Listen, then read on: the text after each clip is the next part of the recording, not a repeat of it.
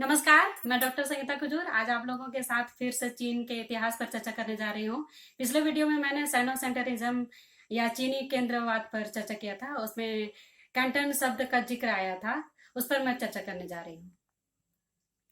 हम लोग देखते हैं द कैंटन कमर्शियल सिस्टम यानी कैंटन व्यापार व्यवस्था।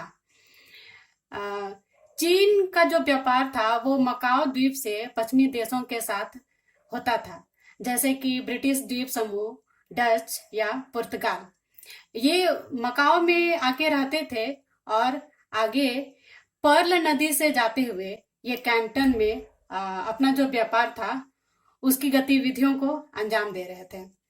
1757 से 1842 तक इन पश्चिमी देशों को सुविधा दी गई थी और इनके लिए फैक्ट्री की स्थापना की गई थी, जिसको कह सकते हैं ये अपने जो भी व्यापारिक माल थे उनकी ढुलाई करवाते थे और गोदाम की तरह उनका प्रयोग करते थे, जिन्हें फैक्ट्री या कारखाना कह सकते हैं। जो यह व्यवस्था थी, आम दिनों में ये व्यापारिक लोग मकाओ में रहते थे और मकाओ में होते हुए ये पर्ल नदी के मुहाने से होते हुए कैंटन जाते थे। कैंटन ये तब जाते थे जब व्यापारिक माल अपने देशों से जहाजों से आते थे और ये वहां पर जाके व्यापार करते थे। ज्यादातर ये कार्य साल के अगस्त से लेकर मार्च महीने तक ये गतिविधियां होती रहती थी। इससे आगे वहां जो भी कैंटन में रहने के लिए जो विदेशी व्यापारिक थे उन्हें अपने परिवार वालों को साथ में रखने की अनुमति नहीं होती थी और जो भी व्यवस्था होती थी, जो कैंटन में जो व्यापार से संबंधित व्यवस्था होती थी, उन व्यवस्थाओं को देखने के लिए चीन की वहां की एक समिति होती थी, स्थानीय समिति, जो सौदागरों की समिति होती थी, जिसे कहते थे कोहांग। और इस समिति को सरकारी मान्यता मिली हुई थी। सरकारी मान्यता मिलने के बाद ये जो समिति थी वो सरकार के अधिकारियों के प्रति जिम्मेवार थी और इनमें मुख्य थे वायसराय और सीमा शुल्क अधीक्षक।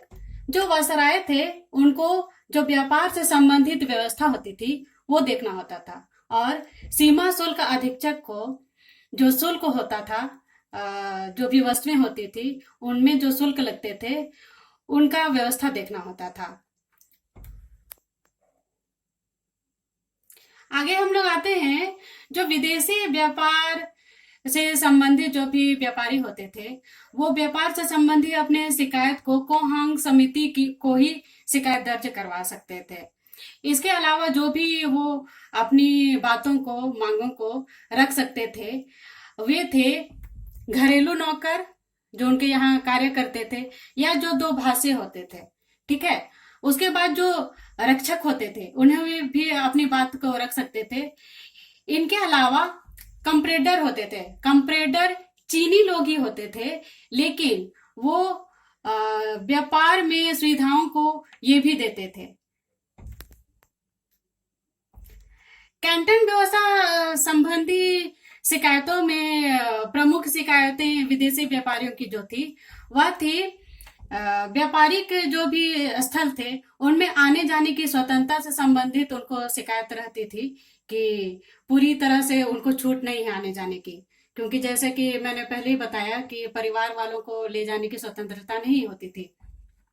दूसरा जो शिकायत होता था वो शुल्क की कठोरता से संबंधित था। जो भी विदेशी व्यापारिक माल होते थे उनमें जो शुल्क लगता था उनसे वो उतना ज्यादा संतोष में नहीं थे।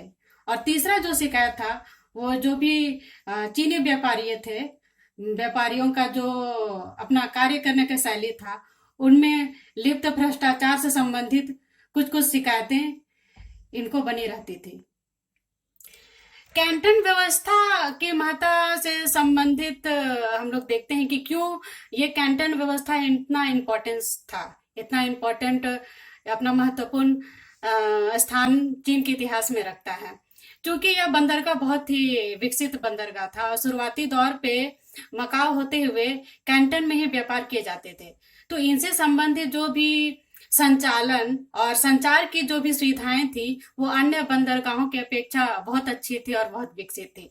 साथ ही चीन से जो भी चाय, रेशम और अन्य वस्तुओं का जो निर्यात था वो स्मूथली चलता था, या यूं कहें बहुत सुविधा अनुसार इन्हें निर्यात किया जा सकता था।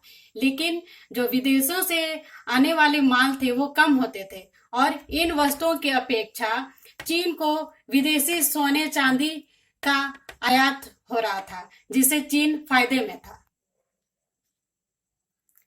कैंटन व्यवस्था में पश्चिमी देशों को बहुत सारी सुविधाएं दी गई थी, जिनमें यूरोप के देशों ने अपना रुझान दिखाया।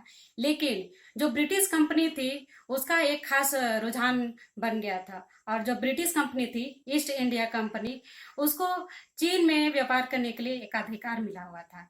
और यह लेकिन एक एकाधिकार जो था 1834 ईस्वी में जाकर खत्म होता है। फिर भी ब्रिटिश कंपनी को चीन से बहुत सारी वस्तुओं को निर्यात नहीं करना पड़ता था, फिर भी इन्हें मुनाफे बहुत सारे होते थे। इन्हें सोने और चांदी का निर्यात चीन को करना पड़ता था, लेकिन भी ये मुनाफे से गुजर रहे थे।